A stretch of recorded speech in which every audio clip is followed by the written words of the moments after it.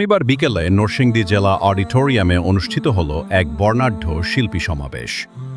দেশীয় সাংস্কৃতিক সংসদের আয়োজনে এই অনুষ্ঠানে অংশ নেন জেলার বিভিন্ন প্রান্ত থেকে আসা গীতিকার, সুরকার, শিল্পী, অভিনয়শিল্পী ও আবৃত্তিকাররা। অনুষ্ঠানে প্রধান অতিথি হিসেবে উপস্থিত ছিলেন সংগঠনের কেন্দ্রীয় সেক্রেটারি ডাক্তার মনোয়ারুল ইসলাম। তিনি বলেন, দেশীয় সংস্কৃতির বিকাশে শিল্পীদের ভূমিকা অপরিসীম। একটি নৈতিক ও সুস্থ সমাজ গঠনে সংস্কৃতি চর্চা অত্যন্ত গুরুত্বপূর্ণ। অনুষ্ঠানের উদ্বোধন করেন কেন্দ্রীয় অফিস সম্পাদক মনিরুল ইসলাম।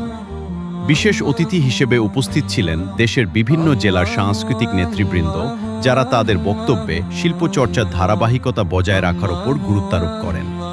নরসিংদীর সাংস্কৃতিক সম্পাদক ওবায়দুল্লাহ সরকারের সঞ্চালনায় আয়োজনটি হয়ে ওঠে প্রাণবন্ত ও অনুপ্রেরণামূলক।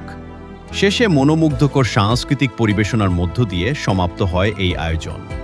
শিল্পীরা অঙ্গীকার করেন তাদের সৃজনশীলতা দিয়ে দেশ ও জাতির কল্যাণে কাজ করে যাবেন।